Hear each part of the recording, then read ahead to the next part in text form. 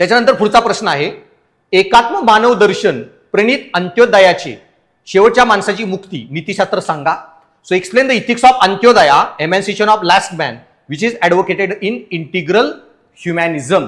आता हे जे इंटिग्रल ह्युमॅनिझम जो कन्सेप्ट आहे, ओके, त्याच्यामध्ये मानवतावाद, ओके, आणि तो कन्सेप्ट दीनदयाल उपाध्यायांनी दिलेला. पण अंत्योदय जो कन्सेप्ट आहे ना, तो बऱ्याच तत्वज्ञानांनी दिलेला आहे. मी क्लासमध्ये गांधी शिकवताना खूप डिटेलमध्ये अंत्योदय कन्सेप्ट गांधींचा जास्त फेमस आहे, तो शिकवलेला, तोच ॲज इट इज लिहिचा होता. सो दीनदयाल उपाध्यायांचा एकात्म मानव किंवा एकात्म मानवतावाद या कॉन्सेप्टमध्ये त्यांनी काय सांगितलेलं आहे की प्रशासन आणि देश आणि समाजाची जबाबदारी काय असते हे त्यांनी एक्सप्लेन केलेलं. आणि याच्यामध्ये ते म्हणले की देशाची प्रशासनाची सगळ्यांची जबाबदारी ही लोकांचं कल्याण होणे ही असतं. मनुष्य साधनही साध्य आहे आणि त्याच्यामुळं सरकार, देश, अर्थव्यवस्था ही साधनं आहेत आणि साध्य हे लोककल्याण असावं. प्रशासनाचं सगळ्यात महत्वाचं काम सगळ्यात दुर्बल घटकांपर्यंत पोहोचणे. सो गांधीजींना जेव्हा विचारलेलं की तुमच्यामध्ये लोकशाही ही सक्षम आहे का, भारताची लोकशाही हे कसं ठरवणार तुम्ही, भारताची लोकशाही सफल ठरली का, त्यावेळी गांधीजी बोललेले की जर ह्या भारताच्या लोकशाहीमध्ये सगळ्यात दुर्बल घटकाला ही आर्थिक, सामाजिक आणि कायदेशीर मोबिलिटी मिळाली, सोशल, इकॉनॉमिक, लिगल मोबिलिटी, की तो त्याचा दर्जा वाढवून भारताच्या सर्वात उच्च पदावर जाऊ शकतो, तर भारताची लोकशाही ही सफल झाली.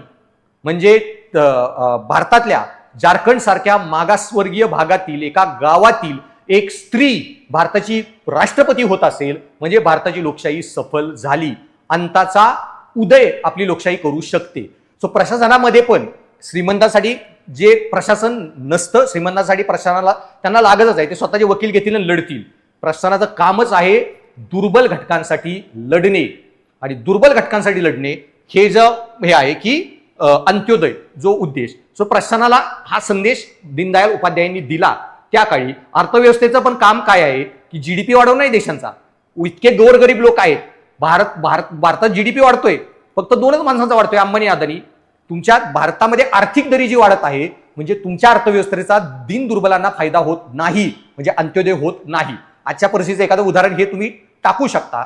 आणि या कॉन्सेप्टमध्ये अंत्योदयाच्या दीनदयाल उपाध्याय हे बोललेले की ह्यांनी त्या काळी ज्या थिअरीज होत्या, एक होता ॲडम स्मिथचा भांडवलवाद, जो एक्सेसिव्ह इंडिव्हिज्युअलिझम, की एका माणसाचा, भांडवलदाराचा पैसा कमवण्याचा अधिकार, ओके, त्याच्यावर फोकस करायचा. तर मार्क्सचा समाजवाद हा क्लास स्ट्रगल, जाती जाती, धर्मातल्या भांडणांवर फोकस करायचा. तर दीनदयाल उपाध्याय किंवा गांधींच्या अंत्योदयाने सांगितलं की हे वैयक्तिक फायदा आणि समाजातील संघर्ष किंवा एक व्यक्ती आणि समाजाचा संघर्ष याच्याऐवजी व्यक्तीचं जीवन हे केंद्रस्थान पाहिजे तुमच्या कायद्यांच्या, समाजाच्या, धर्माच्या, लोकशाहीच्या, प्रशासनाच्या, अर्थव्यवस्थेच्या केंद्रस्थानी. ओके, सो हा अंत्योदयाचा कॉन्सेप्ट खूप मस्त कॉन्सेप्ट आहे आणि असा टू द पॉइंट लिहायचा, हवेत काही लिहायचं नाही. मी जी आता वाक्य सांगितली तीच लिहायची, तुम्हाला प्रचंड मार्क मिळतील. त्याच्यानंतर